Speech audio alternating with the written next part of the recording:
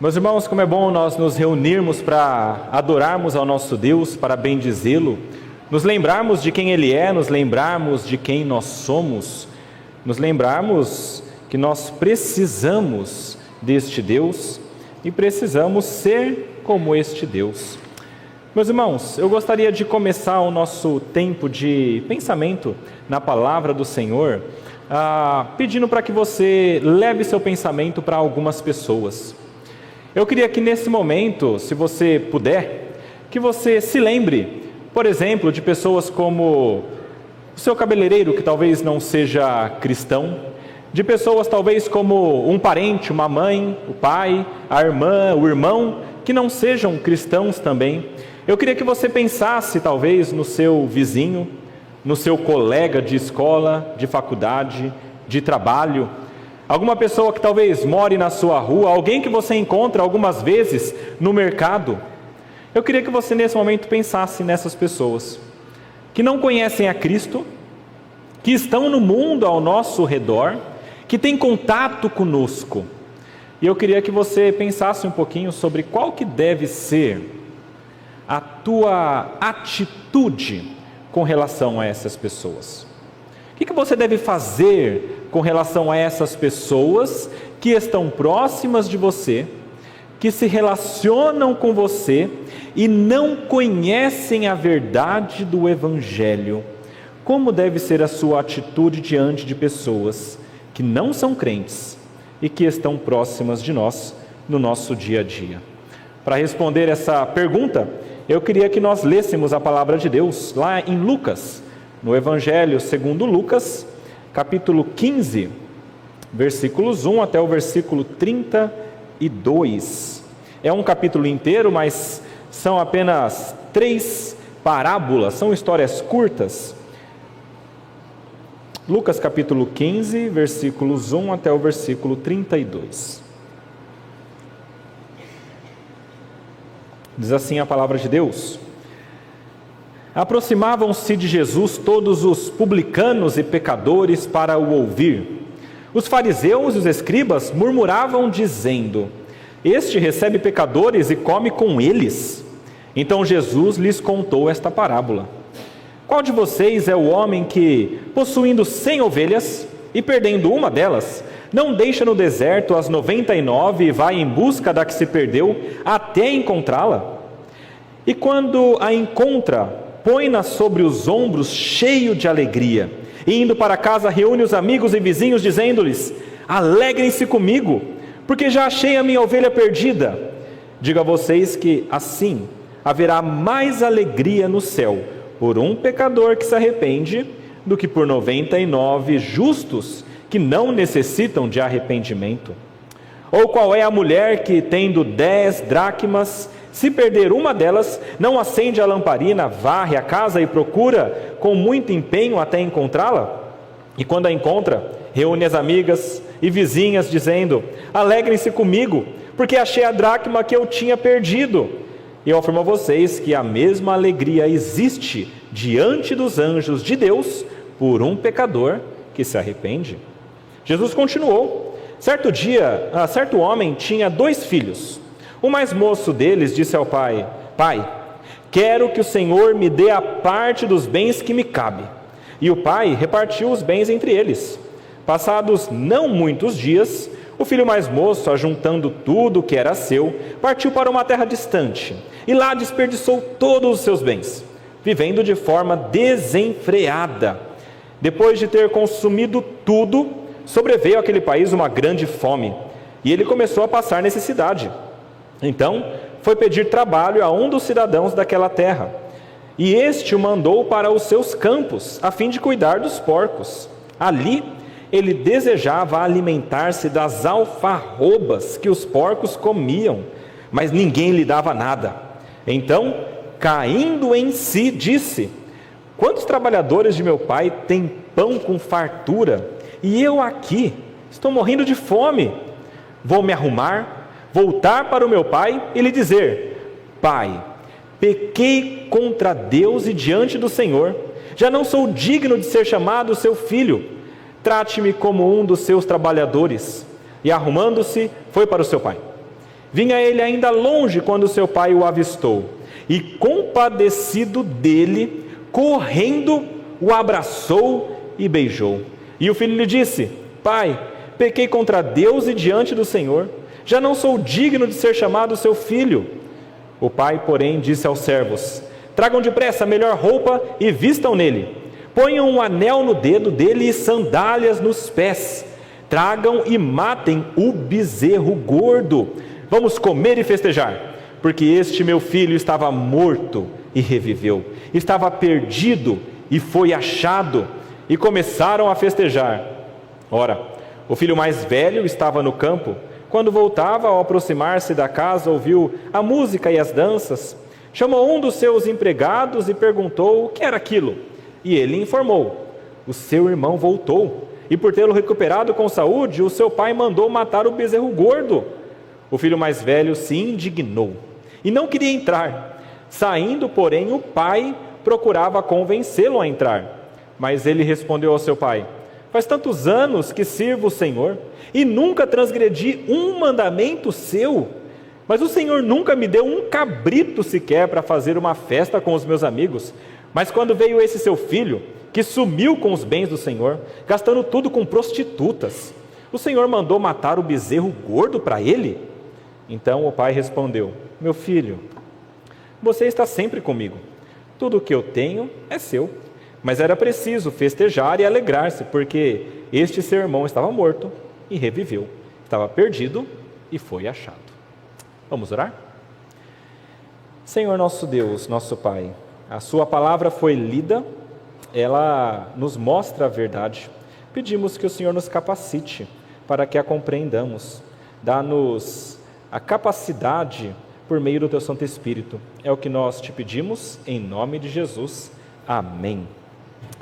Meus irmãos, para a gente compreender bem essas parábolas que foram escritas aqui, a gente tem que compreender quem está escrevendo isso aqui e para quem.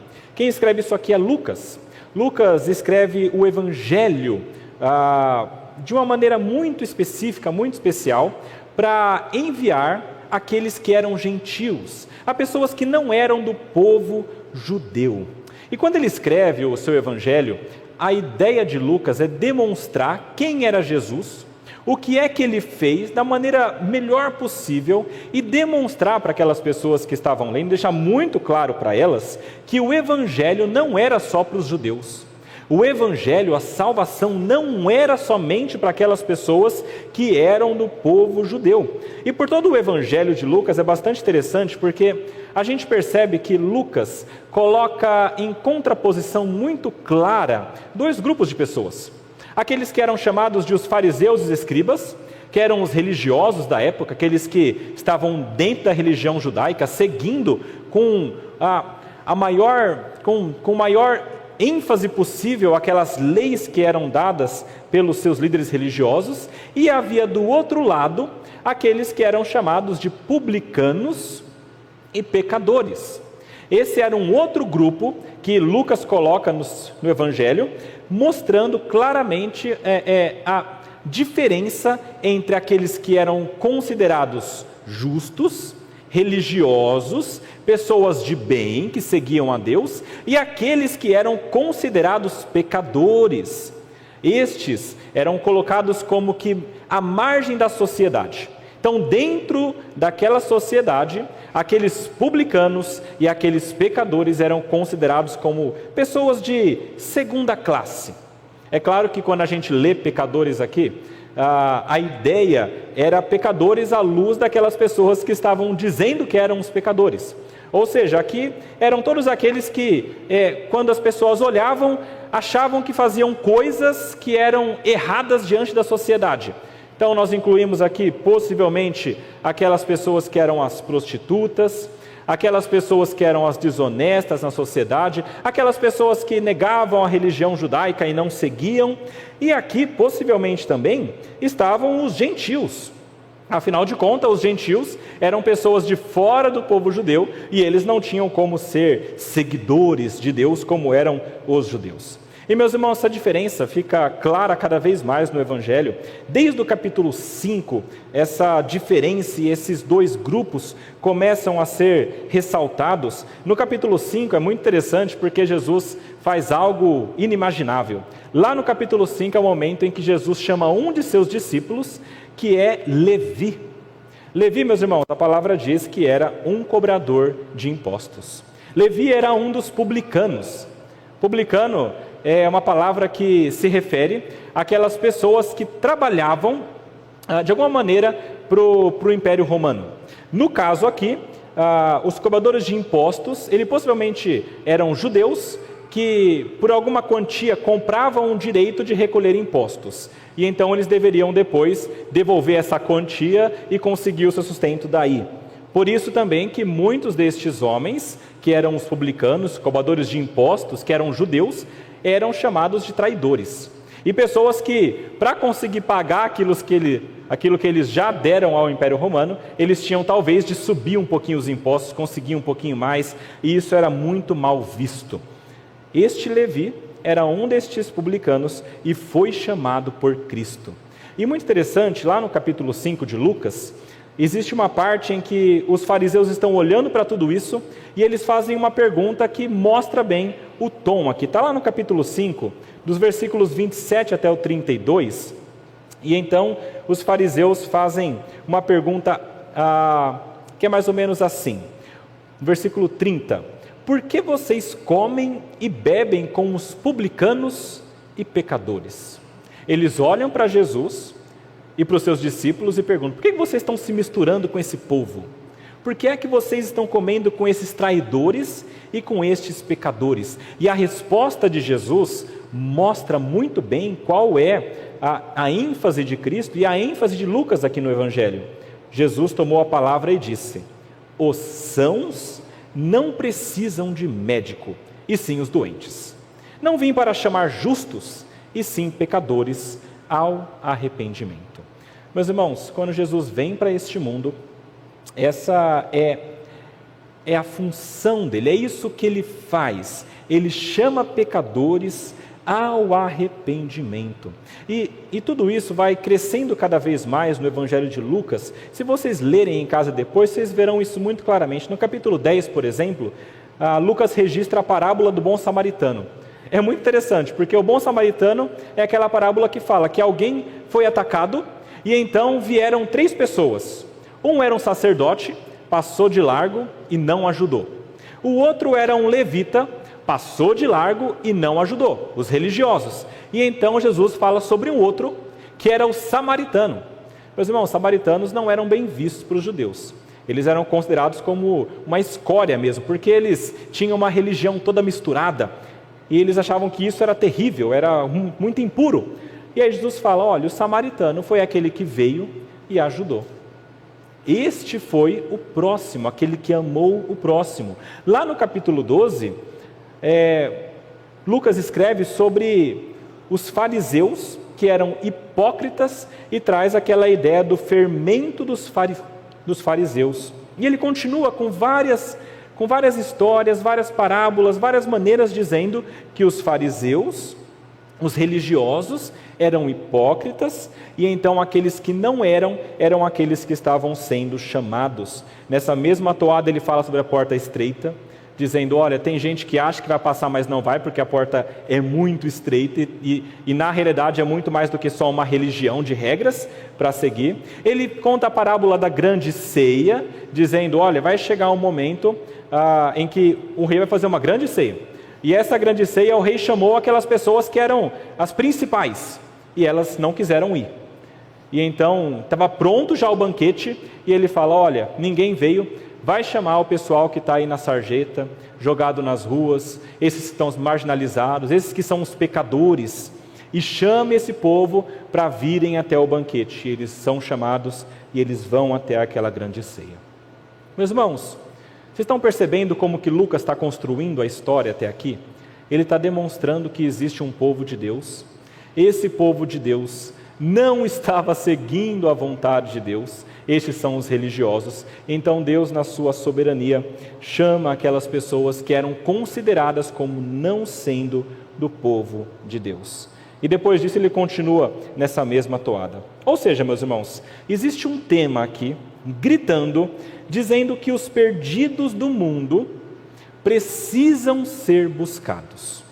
Existe um tema aqui no Evangelho de Lucas, dizendo que os perdidos precisam ser buscados e os religiosos nem sempre são o foco. E meus irmãos, olhando para tudo isso e olhando para o texto que a gente leu, eu queria trazer para nós um ensinamento principal. O ensinamento principal é: envolva-se com as pessoas do mundo.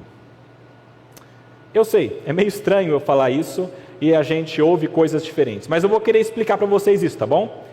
Mas a ideia é: envolva-se com as pessoas do mundo. Não é envolva-se com o mundo e nem com as práticas do mundo. É envolva-se com as pessoas deste mundo. Primeiro, para resgatá-las.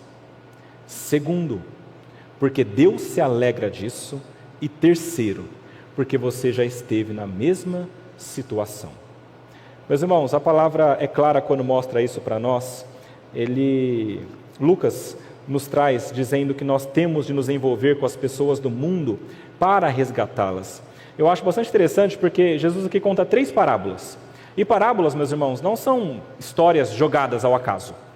Sempre que Cristo conta uma parábola, ele quer tratar de um ponto, ele quer explicar alguma coisa. E a gente tem que entender o que é que ele quer explicar.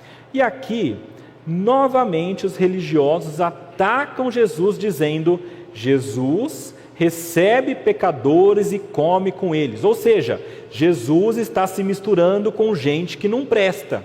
Como é que Jesus quer dizer que ele tem a palavra, que ele pode pregar, se esse homem está se misturando com as pessoas que são pecadoras? E então Jesus, para responder, ele conta essas 3 parábolas.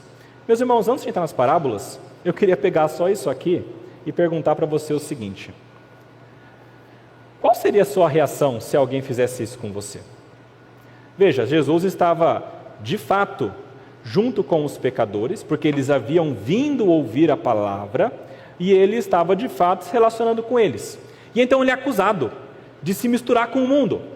Se isso acontecesse com você, você é visto com alguém, e então alguma pessoa da igreja te fala: como é que você está fazendo isso com essa pessoa que nem cristã é, que não é evangélica? Como é que você está se relacionando e você tem algum tipo de contato com essa pessoa que é homossexual? Como é que você tem algum tipo de contato com essa pessoa que é desonesta? Eu ouvi dizer que ela faz coisas erradas. Você não pode fazer isso. Qual seria a sua reação nesse momento? Seria se encolher, talvez? Muitos de nós faríamos isso, né? Falava: não, eu não estava lá, não era eu, era outra pessoa. Não, fulano não é bem assim, você não entende. Meus irmãos, eu acho muito interessante o modo como Jesus responde a isso. Porque ele responde se preocupando primariamente com a vontade de Deus e não com o que as pessoas pensariam dele. Especialmente as pessoas que eram as religiosas daquela época. Ele tem uma atitude diferente, ele responde com essas parábolas. E essas 3 parábolas, meus irmãos, foram colocadas aqui para justificar aquilo que Cristo estava fazendo. Ele tinha que deixar claro: olha, o que eu estou fazendo aqui, apesar de vocês lerem com maus olhos, não é errado, é certo.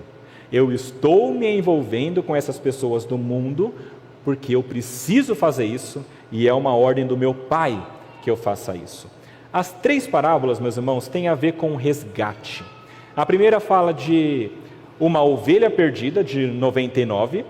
A outra fala de uma moeda que se perdeu.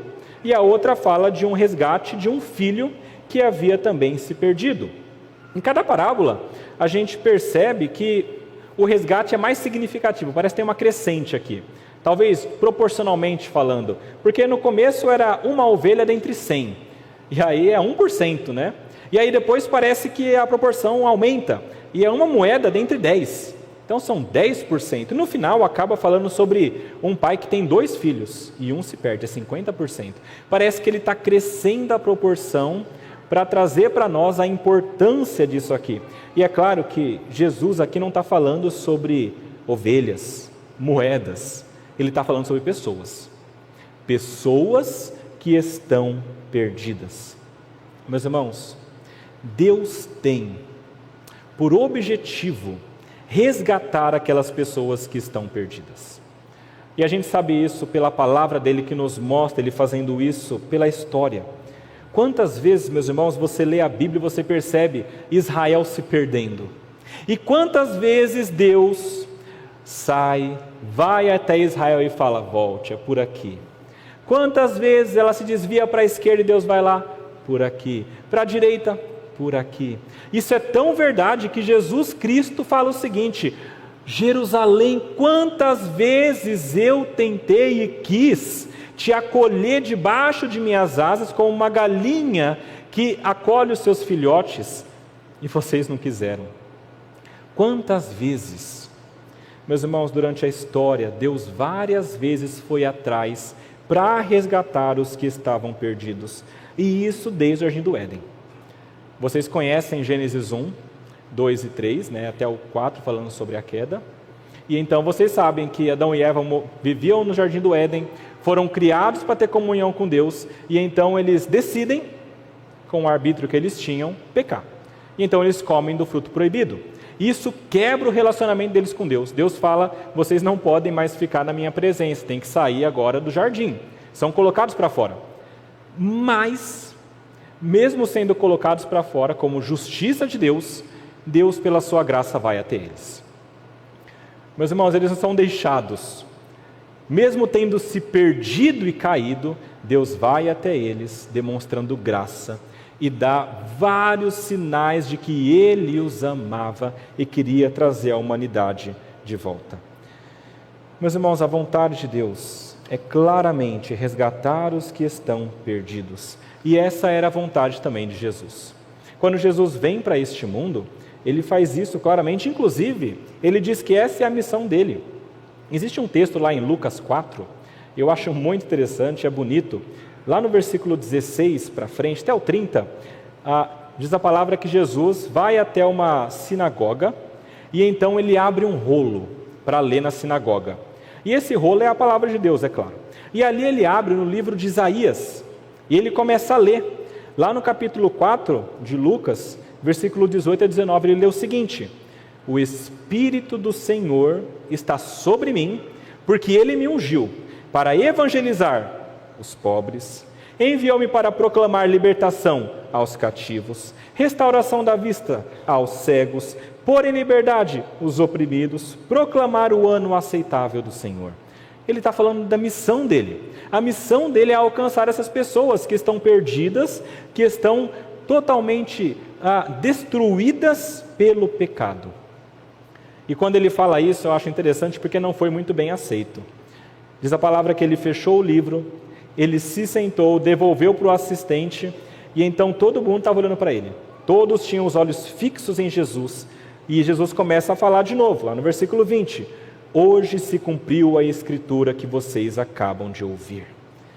Ele estava falando dele mesmo. Eu vim para fazer isso. E não foi bem aceito, meus irmãos, porque no versículo 23 diz o seguinte, sem dúvida, é Jesus falando, vocês citarão para mim o provérbio, médico, cure-se a si mesmo, dirão, tudo o que ouvimos que você fez em Cafarnaum, faça-o também aqui na sua terra. E olha lá no versículo 24 de Lucas 4, ele diz o seguinte, de fato afirmo a vocês que nenhum profeta é bem recebido na sua própria terra. Na verdade, lhes digo que havia muitas viúvas em Israel no tempo de Elias, quando o céu se fechou por 3 anos e 6 meses, reinando grande fome em toda a terra. E Elias não foi enviado a nenhuma delas, a não ser a viúva de Sarepta, de Sidom. Havia também muitos leprosos em Israel, nos dias do profeta Eliseu, e nenhum deles foi purificado, a não ser Naamã, o sírio. Detalhe, a viúva era de Sarepta, de Sidom, não era lá do povo de Israel, e Naamã era o sírio. Muito interessante como que Deus focou em pessoas de fora e salvou essas pessoas, trouxe libertação para essas pessoas. Enquanto que as de dentro, como diz a palavra de Deus, o negariam. Meus irmãos, no versículo 28 fala que todos na sinagoga, ouvindo essas coisas, se encheram de ira. Levantando-se, expulsaram Jesus da cidade e levaram até o alto do monte sobre o qual a cidade estava edificada, para que de lá pudessem atirar. Eles queriam atirar Jesus abaixo, matá-lo. Jesus, sendo Deus, porém, passando por meio deles, foi embora. Meus irmãos, eu li esse texto para demonstrar para nós que Jesus tinha uma missão, que era resgatar esses oprimidos. E ele veio para fazer isso. Isso não foi bem aceito. O povo de Israel, os religiosos principalmente, não gostavam dessa ideia e tentaram por várias vezes, inclusive, matar Jesus. Essa é uma dessas vezes. Meus irmãos, Jesus veio para salvar aqueles que estão perdidos. E para salvar alguém que está perdido, meus irmãos, você precisa muitas vezes ir até essa pessoa. Eu não sei se vocês já viram alguns vídeos ou filmes dessa maneira, mas eu gosto muito da imagem de alguém que está indo salvar uma pessoa que está se afogando. E eu acho interessante porque em alguns filmes dá até raiva, porque a pessoa está se afogando, está gritando, está desesperada, e a outra está na margem falando, é para cá, vem para cá, é por aqui. Às vezes até joga uma boia, 3, 4 metros dali. Não vai adiantar. Não adianta você só falar, é por aqui. Não adianta você só jogar uma boia longe, pegar um graveto e tentar alcançar. Precisa de mais. E aí eu acho muito bonito a imagem de pessoas que se jogam na água para trazer aquela pessoa até a margem. Não estou dizendo aqui, meus irmãos, que a salvação é a pessoa que traz, tá bom? Mas Deus usa pessoas para irem até ali e trazerem essa pessoa resgatada. Eu acho bonito quando eu olho bombeiros, salva-vidas, se jogando ao mar, indo até aquele local e trazendo a pessoa que estava desesperada até a margem. E um detalhe aqui nessa imagem é que muitas vezes quando o salva-vidas se joga para salvar, ele pega a pessoa e a pessoa de tanto desespero se debate e bate e dá cotovelada e dá soco naquele que está tentando salvá-lo, de tanto desespero. E parece que Deus nos chama a fazer isso. Jesus, meus irmãos, fez isso. Jesus, quando veio para este mundo, ele veio para salvar aqueles que estavam oprimidos, aqueles que eram perdidos, de maneira absoluta. Nós lemos aqui no início do culto o texto de João, capítulo 1.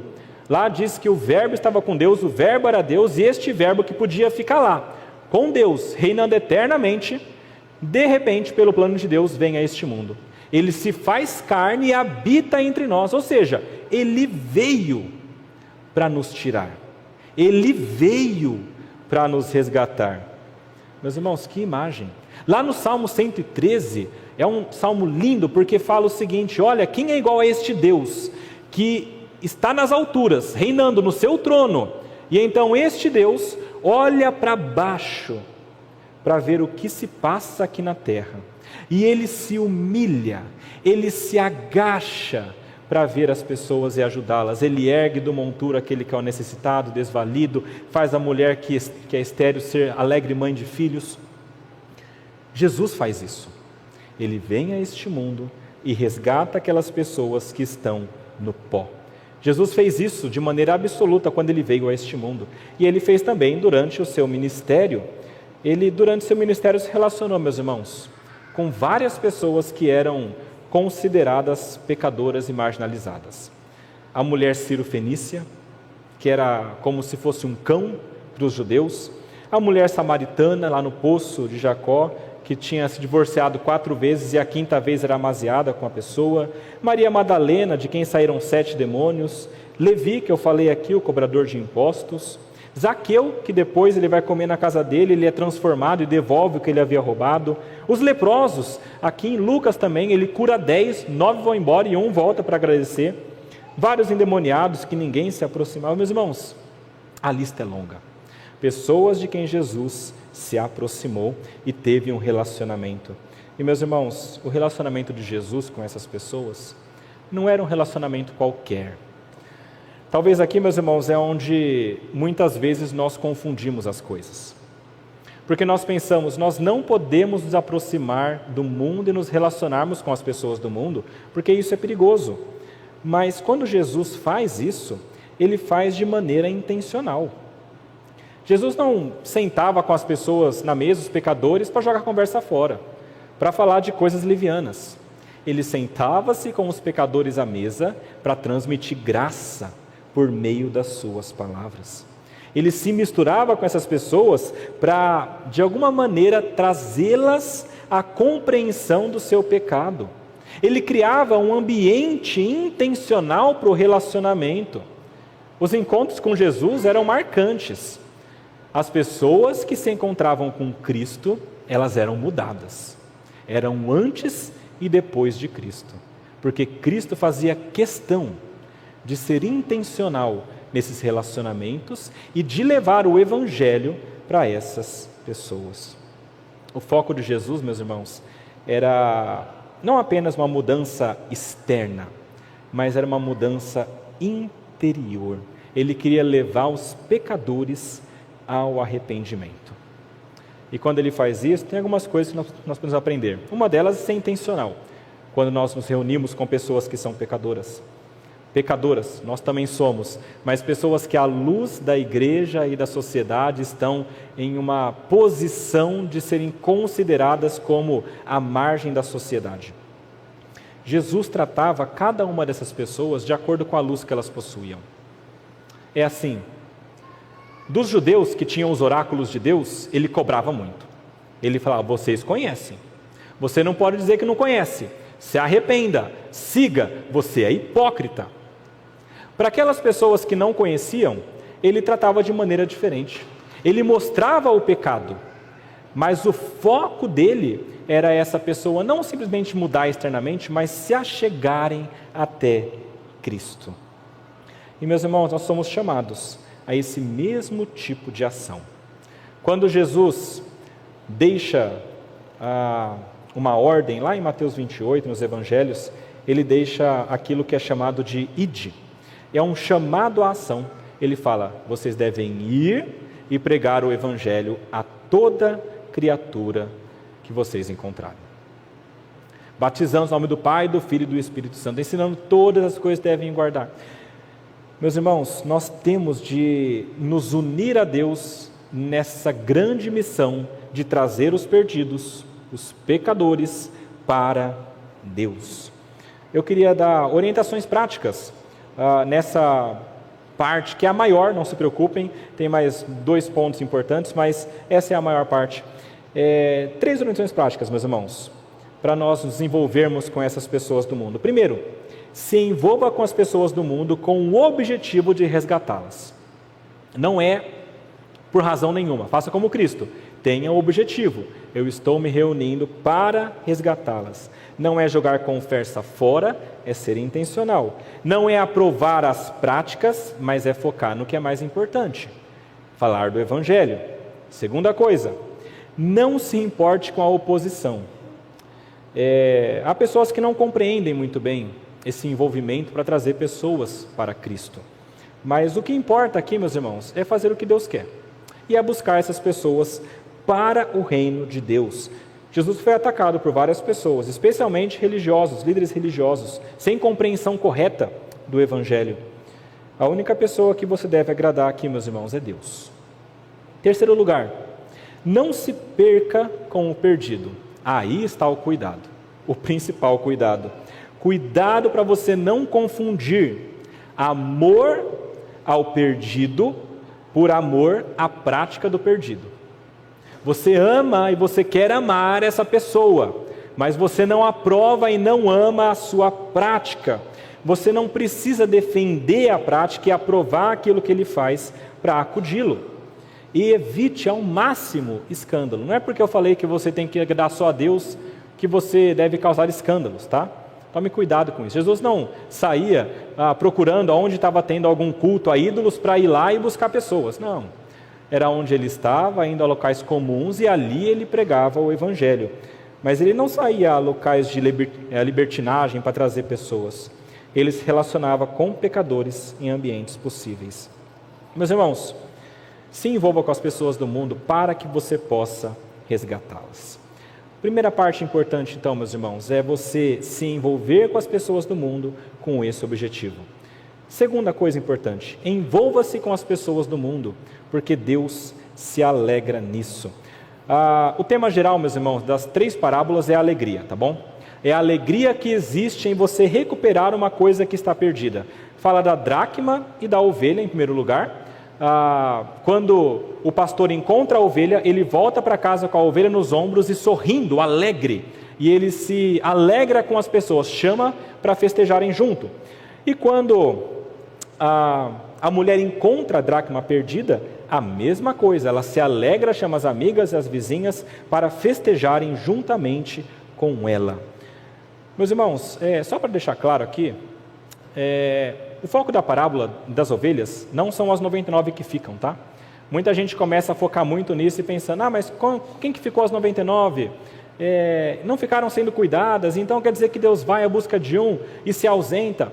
Não é isso. Parábolas são histórias colocadas para nos trazer uma verdade principal e para responder essas perguntas como eu coloquei aqui.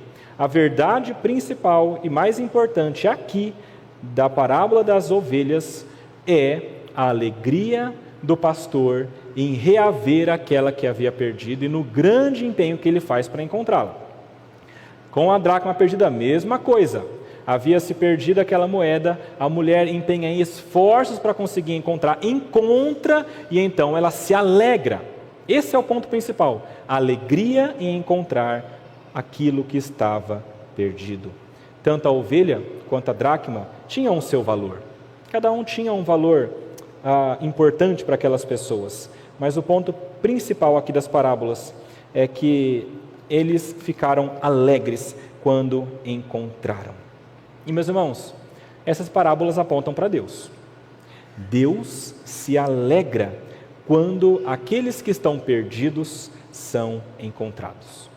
Muita gente olha para Deus sem compreensão correta e acha que Deus é um ser distante demais e que não sente, não tem emoção. Meus irmãos, Deus sim sente alegria, sente tristeza. Ele sente alegria quando as pessoas se aproximam dele.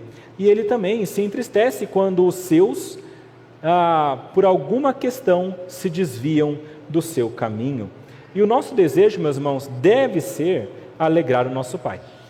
É isso que se espera de nós. E é por isso também que nós temos de nos relacionar com as pessoas do mundo. Porque é isso que vai alegrar o nosso Pai.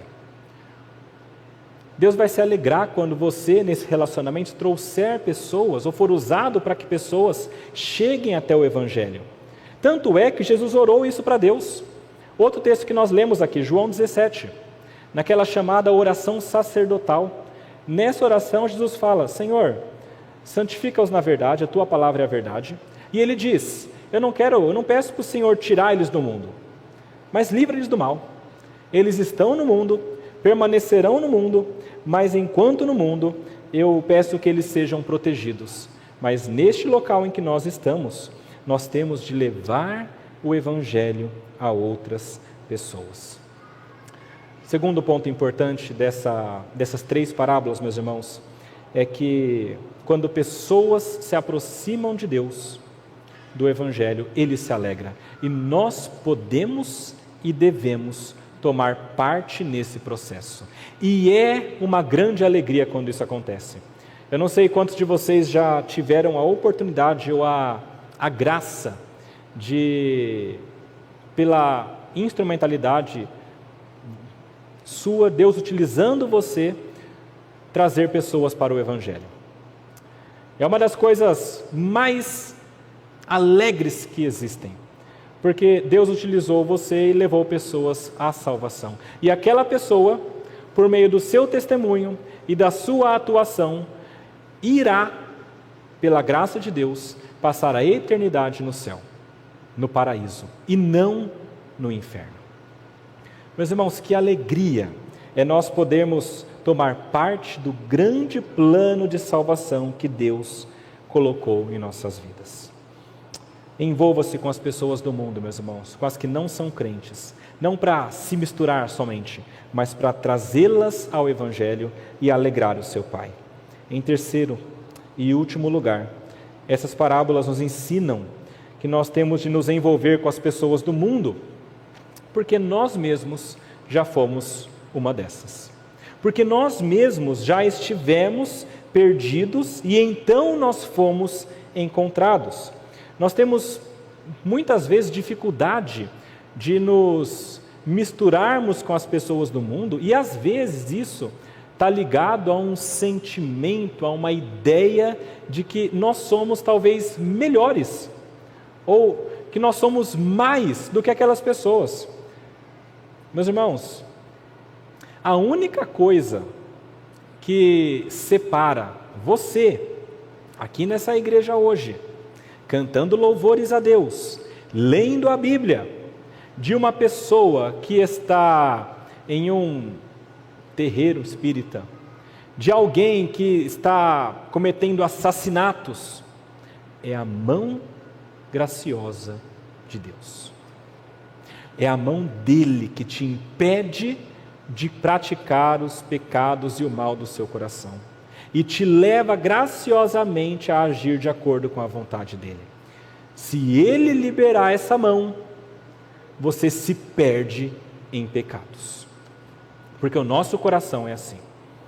Romanos 1 eu acho interessantíssimo, porque fala que as pessoas rejeitaram a Deus como o Criador, adorando a criatura, e então Deus entregou essas pessoas à sua própria mente corrompida. Não é que Deus fez essas pessoas pecarem, mas Deus tirou a mão e falou, agora vai. E essas pessoas, quando foram para o pecado, cometeram grandes coisas terríveis. Meus irmãos, todos nós temos em nosso coração a potencialidade, nós temos a condição lá dentro de sermos os piores dos pecadores. E só não somos pela graça de Deus. E essa parábola mostra isso para nós. Essa parábola a última parábola fala de 2 filhos. E os 2 são importantes, tá? Fala do mais moço, que pediu a parte dos bens que lhe cabia. Isso era possível naquela época. Possivelmente isso significava 1/3 do que o pai possuía, porque 2 terços era para o irmão mais velho e 1/3 para este mais novo. Mas apesar de ser possível isso, quando o filho mais novo pede algo assim, para a sociedade, para as pessoas que olhavam isso, era algo terrível. Alguns estudiosos olham para isso que ele fez e dizem que era como se ele estivesse desejando que o pai estivesse morto.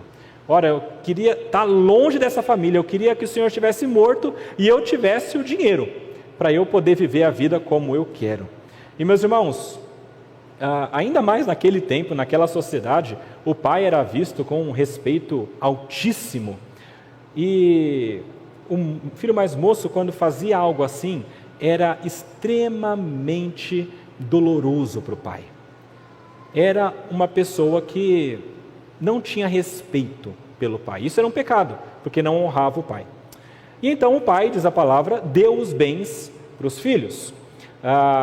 O filho mais moço, como eu falei, com uma terceira parte, e o mais velho com 2 partes. E olha, ele já dividiu para os 2, tá? Não é que ficou para o pai, foi para o filho mais velho. O filho mais velho é aquele que tinha direito a essas 2 partes.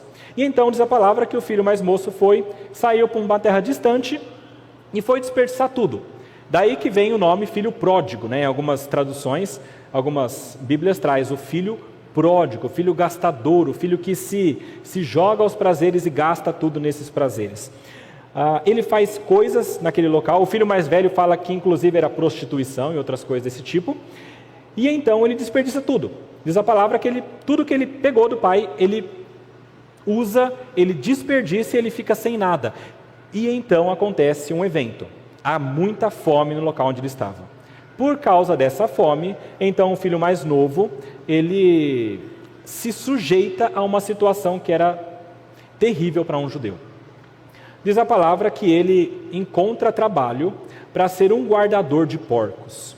Meus irmãos, esse trabalho era possivelmente o pior trabalho que existia para um judeu. Primeiro porque nem criar porcos o judeu podia, era proibido, porque os porcos eram considerados imundos. significa que ele estava trabalhando nem para um judeu, era para uma pessoa de fora, para um gentil, e ele estava guardando porcos que eram imundos. Pior do que isso, ele estava com fome, tanta fome, que ele desejava comer a comida do porco, as alfarrobas do porco. Eram como se fossem sementinhas de vagem, um tipo de vagem diferente. E ele queria comer isso. Não diz que ele comeu, mas ele queria. E ninguém dava nada para ele. Meus irmãos, a situação dele era como se fosse o mais baixo possível para um judeu. Diz a palavra que ele finalmente cai em si, na situação que ele estava. Ele foi levado a uma situação tão terrível, que então ele considera retornar para a casa do seu pai. Quando isso acontece, diz a palavra aqui, mostra que ele se arrependeu. De fato, não foi arrependimento superficial, foi genuíno. Porque ele, quando decide voltar para a casa do pai, ele diz, olha, eu sei que eu não mereço nem ser chamado filho, mas se eu for servo aqui, se eu viver nessa casa, está bom para mim. Eu entendo que eu fiz o que não era correto. Eu pequei contra Deus e contra o meu pai. Ele tinha essa noção. E então ele retorna à casa do seu pai. E diz a palavra de Deus algo que é muito bonito da gente ver, que é o momento em que o pai reencontra esse filho.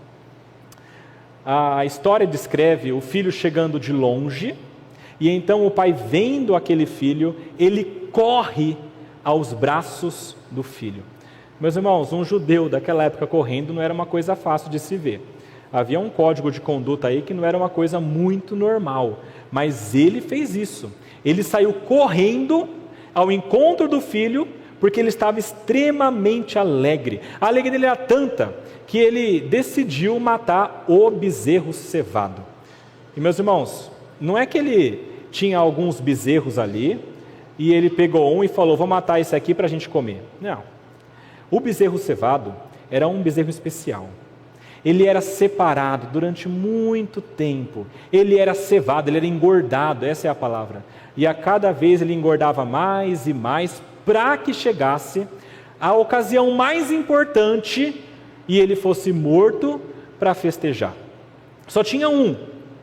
E o pai fala, pega o bezerro cevado, nós iremos matar o bezerro cevado e nós iremos comer e festejar. Tamanha a alegria do pai. Ele pega um anel, coloca no dedo do filho, ele pega a melhor túnica que tinha, coloca no filho e ele coloca uma sandália nos pés. Tudo isso aqui mostrando que quando o filho volta, ele é como que restaurado a sua condição de filho, não de servo, mas de filho. O anel demonstrando que ele fazia parte da família ali, o melhor hobby, a melhor túnica que era utilizada para as visitas mais importantes, a sandália nos pés, que era uma coisa de filho e não de servo. Tudo isso mostrando que ele foi novamente pelo pai restituído ao local de filho. E aqui parece que o filho mais velho não gosta. Quando o filho mais velho chega e olha para aquela situação, ele fica louco. Ele fala, não é possível. Eu nunca consegui um cabrito para festejar com os meus amigos. E o Senhor dá o bezerro cevado para ele. E talvez na mente daquele irmão mais velho estivesse a seguinte ideia. Ora, para o meu irmão, ele já ganhou a parte dele e gastou tudo. Sobraram 2 partes. Dessas partes é tudo meu. Então o meu bezerro cevado está sendo utilizado para a festa do meu irmão que foi embora. E é claro que aqui possivelmente o pai usou o direito do usufruto, né? Era do filho mais velho, mas ele ainda utilizava-se desses bens. Mas talvez na mente do filho mais velho era isso. Como que ele está chegando aqui e pegando as coisas que são minhas? E ele se indigna de uma maneira tão grande que está tendo festa lá dentro e ele não quer entrar. Olha que interessante. Ele não quer festejar pelo retorno do irmão. E aqui há um ponto bem interessante, porque o pai, novamente, do mesmo modo como ele foi ao encontro do filho mais novo correndo, agora ele sai ao encontro do filho mais velho.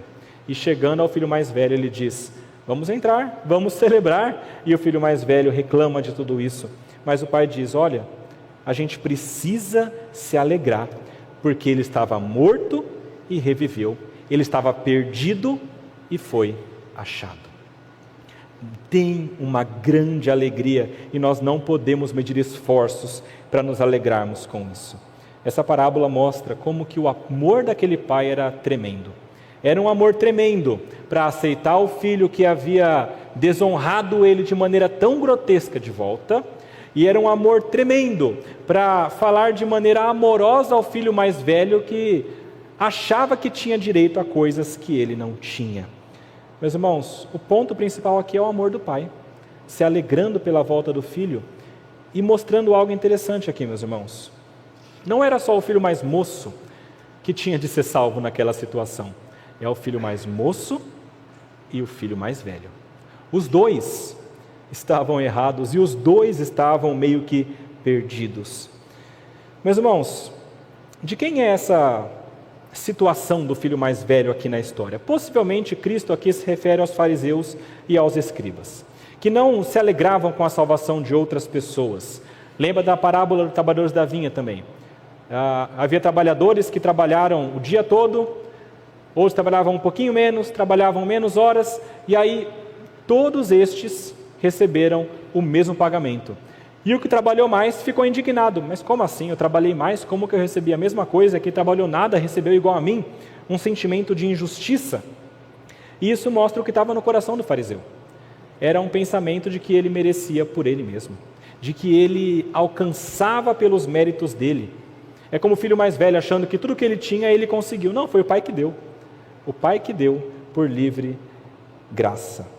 Eu achei interessante um comentário que eu li, e o comentarista fala, mostrando ali o coração dos fariseus. Os fariseus diziam que tinham alegria em servir e seguir a lei do Senhor.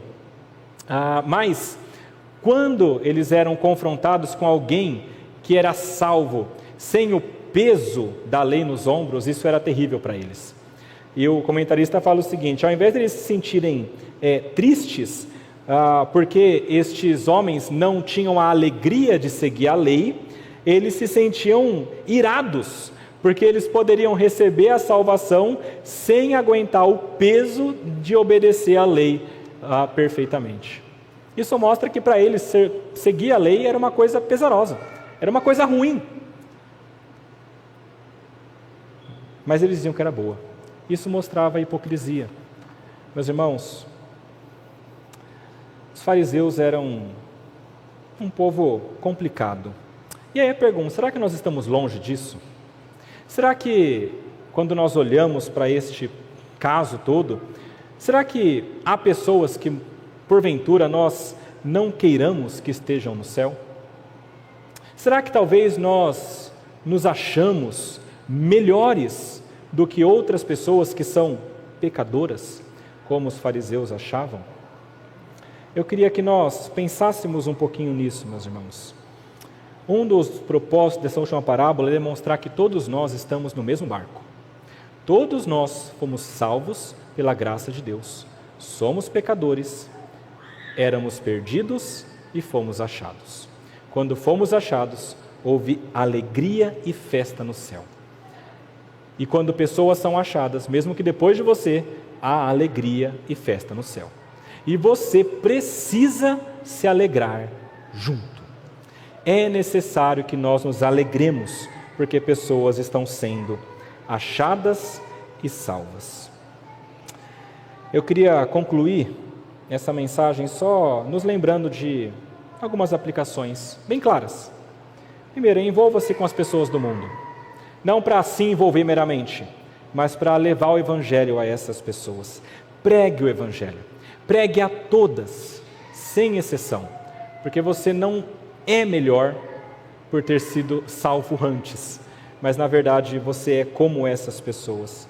Alegre-se na salvação de outras pessoas, mesmo que elas tenham feito algo contra você, mesmo que vocês tenham alguma rixa externa, alegre-se na salvação dos outros. E se lembre, você foi salvo, então louve a Deus por isso. Trabalhe grandemente pelo reino de Deus e louve a Deus em todo o tempo. Vamos orar? Senhor Deus, nós queremos agradecer a Ti e louvá-lo imensamente pela Tua palavra que nos mostra a verdade. Queremos agradecer, Pai, porque ela nos mostra que o Senhor se alegra quando perdidos são encontrados. E queremos agradecer porque o Senhor nos encontrou um dia.